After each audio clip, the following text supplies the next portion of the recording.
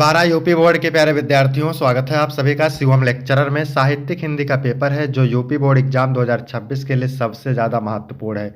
मेरे प्यारे बच्चों, पूरा पेपर एकदम अच्छे से आंसर के साथ आपको बताने वाले हैं, तो आप लोग वीडियो को पूरा अंत तक देखिएगा। समय 3 घंटे 15 मिनट का होता है मेरे प्यारे बच्चों, और पूर्णांक होता है 100 का। यहाँ पर थोड़ा सा निर्देश देख लेते हैं। निर्देश में क्या है? प्रारंभ के 15 मिनट परीक्षार्थियों को प्रश्न पत्र पढ़ने के लिए निर्धारित है। इस प्रश्न पत्र में 2 खंड हैं। दोनों खंडों के सभी प्रश्नों के उत्तर देना अनिवार्य है। तो सभी लोग वीडियो को लाइक करेंगे, चैनल पर नए होंगे चैनल को सब्सक्राइब करेंगे, शेयर करेंगे। चलिए वीडियो को शुरू करते हैं। सबसे पहले खंड का, इसमें प्रश्न नंबर 1 का है, हिंदी में प्रथम डायरी के लेखक हैं इलाचंद जोशी, धीरेन्द्र वर्मा, नरदेव शास्त्री, वेदतीर्थ, मोहन राकेश। तो हिंदी में प्रथम डायरी के लेखक हैं नरदेव शास्त्री, वेदतीर्थ। तीसरा ऑप्शन आपका राइट हो जाएगा। यदि आपको इसका पीडीएफ चाहिए तो डिस्क्रिप्शन में टेलीग्राम की लिंक मिल जाएगी, वहां से टेलीग्राम ज्वाइन करेंगे, आपको पीडीएफ मिल जाएगा। इसके बाद प्रश्न नंबर 1 का खा है, भाग्यवती उपन्यास के लेखक हैं श्रद्धा राम फुल्लौरी, प्रेमचंद, अमृतलाल नागर, राम प्रसाद निरंजनी। तो भाग्यवती उपन्यास के लेखक हैं श्रद्धा राम फुल्लौरी। पहला ऑप्शन राइट हो जाएगा। प्रश्न नंबर 1 का गा है, जीवन और दर्शन के रचनाकार हैं महावीर प्रसाद द्विवेदी, राय कृष्णदास, डॉक्टर संपूर्णानंद, राम वृक्ष बेनीपुरी। तो जीवन और दर्शन के रचनाकार हैं डॉक्टर संपूर्णानंद। तीसरा ऑप्शन करेक्ट हो जाएगा। इसके बाद प्रश्न नंबर 1 का घ है, सब रंग और कुछ राग निबंध के लेखक हैं अज्ञेय हैं, जैनेन्द्र कुमार हैं, प्रोफेसर जी सुंदर रेड्डी हैं, या फिर मोहन राकेश हैं।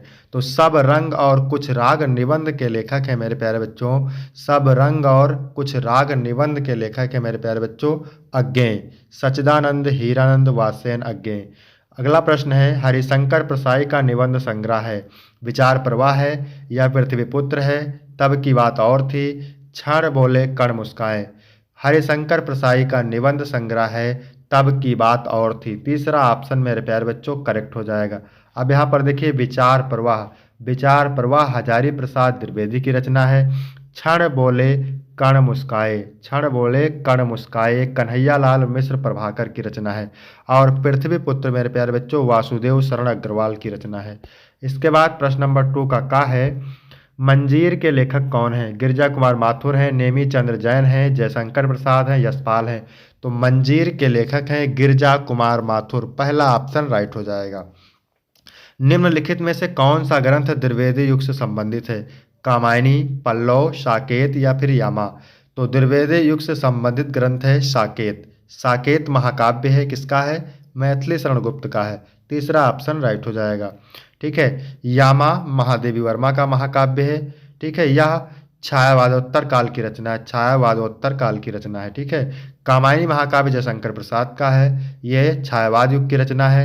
पल्लव सुमित्रानंदन पंत की रचना है, ये भी छायावाद युग की रचना है। इसके बाद अगला प्रश्न है, कौन सी रचना अज्ञेय की नहीं है? बावरा अहेरी, सुनहरे शैवाल, इत्यलम, रेणुका। तो बावरा अहेरी, इत्यलम, सुनहरे शैवाल, ये तीनों रचनाएं सच्चिदानंद, हीरानंद, वासेन अज्ञेय की हैं। रेणुका नहीं है, तो आपका यही ऑप्शन सही हो जाएगा। रेणुका रामधारी सिंह दिनकर की रचना है। रेतकाल के किस कवि ने वीर रस की रचना की है? घनानंद, भूषण, बिहारी, या फिर सेनापति। तो रेतकाल के किस कवि ने वीर रस की रचना की है? तो महाकवि भूषण। दूसरा ऑप्शन राइट हो जाएगा। इसके बाद अगला प्रश्न है, प्रश्न नंबर 2 का अंगा, इनमें से भारतेंद्र हरिश्चंद्र की रचना नहीं है। चंद्रप्रभा, प्रादक्षिणा, सरयू पार की यात्रा, प्रेम प्रलाप। तो चंद्रप्रभा है, सरयू पार की यात्रा है, प्रेम प्रलाप भी उन्हीं की रचना है भारतेंद्र हरिश्चंद्र की। प्रादक्षिणा नहीं है, तो यही ऑप्शन राइट हो जाएगा। प्रादक्षिणा राष्ट्र कवि मैथिली शरण गुप्त की है। इसके बाद मेरे प्यारे बच्चों प्रश्न नंबर 3 है, निम्नलिखित गद्यांश पर आधारित प्रश्नों के उत्तर दीजिए। गद्यांश 10 अंक का होता है। गद्यांश के नीचे 5 प्रश्न होते हैं 2-2 अंक के। तो किसी भी गद्यांश को हल करने से पहले सबसे पहले गद्यांश को पढ़ते हैं, और यह गद्यांश सबसे ज़्यादा मोस्ट इम्पॉर्टेंट है। जंगल में जिस प्रकार अनेक लता, वृक्ष और वनस्पति अपने अदम्य भाव से उठते हुए पारस्परिक सम्मिलन से अविरोधी स्थिति प्राप्त करते हैं, उसी प्रकार राष्ट्रीय जन अपनी संस्कृतियों के द्वारा एक दूसरे के साथ मिलकर राष्ट्र में रहते हैं। जिस प्रकार जल के अनेक प्रवाह नदियों के रूप में मिलकर समुद्र में एक रूपता प्राप्त करते हैं, उसी प्रकार राष्ट्रीय जीवन के अनेक विधियाँ राष्ट्रीय संस्कृति में समन्वय प्राप्त करती हैं। समन्वय युक्त जीवन ही राष्ट्र का सुखदायी रूप है। तो पहला क्वेश्चन पूछ रहा है, उपयुक्त गद्यांश के पाठ और लेखक का नाम लिखिए। तो यहाँ पर देखिए जन शब्द आपको मिल गया है, ठीक है। पृथ्वी शब्द मिल जाए, भूमि शब्द दिख जाए, राष्ट्र शब्द दिख जाए, तो आप समझ जाइए कि राष्ट्र का स्वरूप चैप्टर से लिया गया है। तो उपयुक्त गद्यांश के पाठ का शीर्षक है राष्ट्र का स्वरूप और इसके लेखक है मेरे प्यारे बच्चों वासुदेव शरण अग्रवाल। इसके लिए आपको 2 अंक मिलेगा। फिर है रेखांकित अंश की व्याख्या कीजिए। तो व्याख्या मेरे प्यारे बच्चों किसकी करना है, समन्वय युक्त जीवन ही राष्ट्र का सुखदायी रूप है। इसकी रेखा खींची हुई, इसी की आपको करना है व्याख्या। तो चलिए देखते हैं इसकी व्याख्या। राष्ट्रीय संस्कृत अथवा राष्ट्र के अस्तित्व के लिए भाषा, धर्म, जाति, संप्रदाय आदि पर आधारित भेदभाव को विस्मृत कर देना चाहिए और पारस्परिक प्रेम एवं व्यवस्था में एकता की भावना का परिचय देना चाहिए।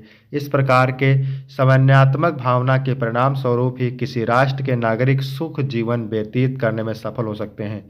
इसके बाद अगला तीसरा प्रश्न है, विभिन्न संस्कृतियों के मिलन की तुलना किससे की गई है। तो विभिन्न संस्कृतियों के मिलन की तुलना जंगल एवं समुद्र से की गई है। अदम्य का मतलब होता है प्रबल या प्रचंड, विरोधी का मतलब होता है अविरोधी, यानी विरोधी का मतलब होता है विरोध करने वाला, विरोधी का मतलब होता है विरोध करने वाला, अविरोधी का मतलब होता है विरोध ना करने वाला, ठीक है। इसके बाद अगला प्रश्न है, जंगल और राष्ट्रीय जन में क्या समानता है। तो जंगल और राष्ट्रीय जन में यह समानता है कि इनमें विविधता होते हुए भी एकता रहती है। फिर अथवा करके दिया है, इसको भी देखते हैं, ये भी मोस्ट इंपॉर्टेंट गद्यांश है। अशोक का वृक्ष जितना भी मनोहर है, जितना भी रहस्यमय हो, जितना भी अलंकारमय हो, परंतु है वह उस विशाल सामंत सभ्यता की परिष्कृत रुचि का ही प्रतीक जो साधारण प्रजा के परिश्रमों पर पली थी। उसके रक्त के संचार कणों को खाकर बड़ी हुई थी और लाखों करोड़ों की उपेक्षा से जो समृद्धि हुई थी, वह सामंत उखड़ गए, समाज ढह गया और दिनों दिन की धूमधाम भी मिट गई। तो यहाँ पर देखिए पहला क्वेश्चन क्या कह रहा है, उपयुक्त गद्यांश के पाठ और लेखक का नाम। तो ये अशोक के फूल से लिया गया है और लेखक का नाम है हजारी प्रसाद द्विवेदी। फिर दूसरा क्वेश्चन है, रेखांकित अंश की व्याख्या कीजिए। तो व्याख्या किसकी करना है, यहाँ से लेकर के और यहाँ तक की आपको करना है व्याख्या। तो चलिए देखते हैं इसकी व्याख्या। लेखक का कहना है कि संसार का नियम है कि जो वस्तु अथवा परंपरा है वह समय के साथ परिवर्तन होता ही है। कुछ समय पश्चात उसके स्वरूप में आमूल चूल परिवर्तन होकर वह एक भिन्न रूप में हमारे सामने होती है। यही बात संस्कृत के संदर्भ में भी होती है। यही कारण है कि कभी सम्राटों और सामंतों ने जिस विलासी और चाटुकार संस्कृति को जन्म दिया था, वह मन को लुभाने वाली और व्यक्ति को उन्मत्त करने वाली संस्कृति धीरे धीरे समाप्त हो गई। इसके बाद अगला प्रश्न है, सामंत सभ्यता की परिष्कृत रुचि का प्रतीक कौन है मेरे प्यारे बच्चों, अशोक का वृक्ष है, ध्यान रखिएगा। लाखों करोड़ों की उपेक्षा से कौन समृद्ध हुआ था। तो लेखक के अनुसार लाखों करोड़ों व्यक्तियों की उपेक्षा से सामंतवाद समृद्ध हुई थी। इसके बाद अगला प्रश्न है, आज उस सामंत सभ्यता की क्या स्थिति है। तो लेखक के अनुसार आज उस सामंती सभ्यता की स्थिति यह है कि वह उखड़ गए हैं, उनका समाज ढह गया है और उनके विलासतापूर्ण जीवन की धूमधाम मिट गई है। इसके बाद प्रश्न नंबर 4 है मेरे प्यारे बच्चों, निम्नलिखित पद्यांशों पर आधारित निम्नलिखित प्रश्नों के उत्तर दीजिए। वे 10 अंक का है। पूरी होवे ना यदि तुमसे अन्य बातें। हमारी राधा पवन से कहती है कि हे पवन, यदि श्री कृष्ण से, मेरे प्रियतम से आपकी बातें पूरी ना हो पाए, मेरी बातें पूरी ना हो पाए, तो तू मेरी इतनी विनय मान ले और चली जा। तो तुम मेरी इतनी विनती मान लो और चली जाओ। छू के प्यारे कमल पग को प्यार के साथ आ जा। मतलब कमल पग को, श्री कृष्ण के प्रियतम श्री कृष्ण के कमल पग को छू करके प्यार के साथ वापस लौट आओ। जी जाऊंगे हृदय तल में मैं तुझी को लगाएंगे, मैं तुझी को अपने हृदय से लगा करके जीवित रह जाऊंगी। ठीक है, तो ये पवन दूतिका से लिया गया है और मोस्ट इंपॉर्टेंट है। प्रस्तुत पद्यांश के पाठ एवं कवि का नाम। तो पवन दूतिका है पाठ का नाम, कवि का नाम है अयोध्या सिंह उपाध्याय हरिओद। फिर है रेखांकित अंश की व्याख्या। तो व्याख्या मैंने बता ही दिया है आपको। फिर है कमल पग में कौन सा अलंकार है। तो इसमें रूपक अलंकार है। नायिका किससे और क्या विनती कर रही है। तो नायिका पवन से विनती कर रही है कि वह उसकी बातें मान ले और उनके प्यारे कमल पग को छूकर लौटे। इसके बाद अगला प्रश्न है, नायिका पवन को किसके कमल पग को छूकर आने के लिए कह रही है। तो नायिका पवन को अपने प्यारे के यानी प्यारे श्री कृष्ण के कमल पग को छूकर आने के लिए कह रही है। फिर अथवा करके दिया है, तो ये भी मोस्ट इंपॉर्टेंट है मेरे प्यारे बच्चों। दुख की पिछली रजनी बीच विगसता सुख का नवल प्रभात, एक पर्दा या झीना नील छिपाए हैं जिसमें सुख गात, जिसे तुम समझे हो अभिशाप, जगत की ज्वालाओं का ईश का वह रहस्य वरदान, कभी मत जाओ इसको भूल। ठीक है। तो ये कहाँ से लिया गया है? ये श्रद्धा मनु से लिया गया है। ठीक है। और जयशंकर प्रसाद कवि का नाम है। पाठ का नाम श्रद्धा मनु है, कवि का नाम है जयशंकर प्रसाद। फिर है रेखांकित अंश की व्याख्या। तो व्याख्या किसकी करना है, चलिए देख लेते हैं। दुख की पिछली रजनी बीच विकसता सुख का नवल प्रभात। तो इसकी व्याख्या देखेंगे। श्रद्धा मन को समझाते हुए कहती है कि जिस प्रकार रात्रि के अंतिम प्रहर के समाप्त होने पर नवीन प्रभात का उदय होता है, उसी प्रकार दुख के अंतिम क्षण बीतते ही सुख अपने आप समाप्त समीप आ जाता है। इसी प्रकार श्रद्धा ने निराश मनु में आशा का संचार किया है। इसके बाद है विकसता तथा अभिशाप शब्दों के अर्थ। तो विकसता का अर्थ होता है खिलना या उगना, अभिशाप का अर्थ होता है शाप या फिर कष्ट। इसके बाद अगला प्रश्न है, श्रद्धा किसके हताश मन को प्रेरणा दे रही है? तो श्रद्धा मनु के हताश मन को प्रेरणा दे रही है। फिर अगला प्रश्न है, जगत की ज्वालाओं का मूल से कवि का क्या आशय है? तो जगत की ज्वालाओं का मूल से कवि का आशय है कि जो कठिनाइयाँ और दुखद स्थितियाँ जीवन में आती हैं, उन्हें एक नकारात्मक अनुभव के रूप में न देखकर उन्हें ईश्वरीय वरदान के रूप में स्वीकार करना चाहिए। ये कठिनाइयाँ जीवन के विकास और आत्मसमर्पण का हिस्सा हैं। इसके बाद 5 का नंबर है, निम्नलिखित में से किसी एक लेखक का साहित्यिक परिचय देते हुए उनकी रचनाओं का उल्लेख कीजिए। 5 अंक का है मेरे प्यारे बच्चों। वासुदेव शरण अग्रवाल, प्रोफेसर जी सुंदर रेड्डी, हरिशंकर प्रसाई। तो इसमें से हम आपको बताने वाले हैं वासुदेव शरण अग्रवाल का जीवन एवं साहित्यिक परिचय।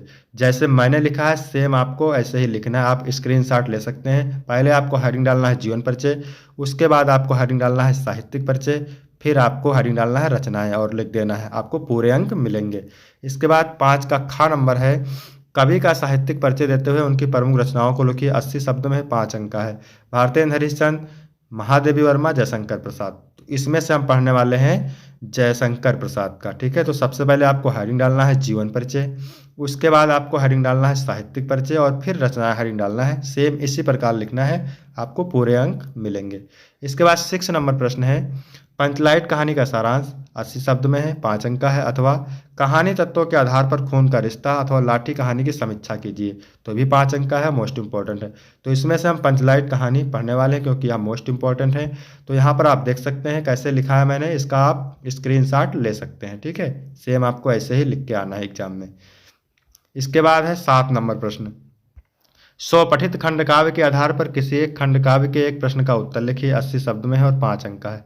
तो ये खंड काव्य होता है, अलग अलग जिले के लिए अलग अलग, तो इसको आप तैयार करेंगे। इसके बाद खंड खा है। प्रश्न नंबर 8 का क्या कह रहा है, निम्नलिखित संस्कृत गद्यांशों में से किसी एक का संदर्भ सहित हिंदी में अनुवाद कीजिए। 7 अंक का होता है। 7 अंक आपको तभी मिलेंगे जब आप अनुवाद के साथ साथ संदर्भ भी लिखेंगे। ठीक है। तो सबसे पहले इसका अनुवाद पढ़ते हैं। संस्कृत का साहित्य सरस और व्याकरण सुनिश्चित है। अनुवाद बता रहे हैं, संस्कृत का साहित्य सरस और व्याकरण सुनिश्चित है। इसके गद्य और पद्य में लालित्य भावों को समझने की अद्वितीय शक्ति और सुनने की मधुरता है। अधिक कहने से क्या, चरित्र के निर्माण में जैसी सत्य प्रेरणा संस्कृत साहित्य देता है, वैसी प्रेरणा कोई भी साहित्य नहीं देता है। मूलभूत मानवीय गुणों की जैसी विवेचना संस्कृत साहित्य में है, वैसी विवेचना किसी भी साहित्य में नहीं है। दया, दान, पवित्रता, उदारता, क्षमा करना, ठीक है, ईर्ष्या ना करना, अन्य अनेक गुण इस साहित्य के अनुशीलन से उत्पन्न होते हैं। यहाँ पर आप देख सकते हैं संदर्भ कैसे लिखना है। प्रस्तुत गद्यांश हमारी पाठ्यपुस्तक संस्कृत के संस्कृत भाषाएं महत्तम नामक पाठ से अवतरित है। इसके बाद यहाँ पर देखिए अथवा करके दिया हुआ है, ये भी मोस्ट इंपॉर्टेंट है। तो इसको आपको कैसे करना है, यथोप उपकरवाताम जीवनम तथेव ते जीवनम स्यात्। जिस प्रकार एक साधन संपन्न धनिक का जीवन होता है, उसी प्रकार तुम्हारा भी जीवन होगा। अमृतस्तु तु नासस्य वित्तेन इति, यानी धन अमरता प्राप्त का साधन नहीं है। सा मैत्री वाच एन अहम नामृता सयाम किम अहम तेन कुर्याम। उस मैत्री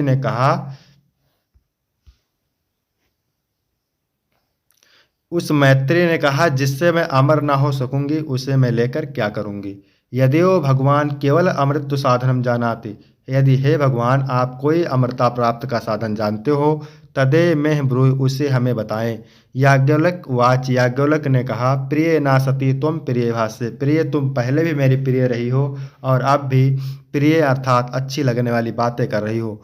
यही उपविश व्याख्यास्याम ते अमृत साधनम, आओ बैठो मैं तुमसे अमृता प्राप्त के साधन की व्याख्या करता हूँ। संदर्भ कैसे लिखना है, प्रस्तुत गद्यांश हमारी पाठ्यपुस्तक संस्कृत दिग्दर्शिका के आत्मज्ञ एवं सर्वज्ञा नामक पाठ से अवतरित है।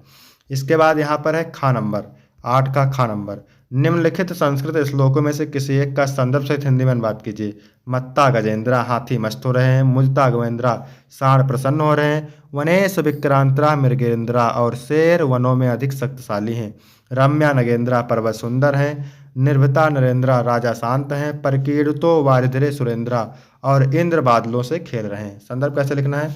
प्रस्तुत श्लोक हमारी पाठ्यपुस्तक संस्कृत के ऋतुवर्णम नामक पाठ के वर्षा खंड से अवतरित है।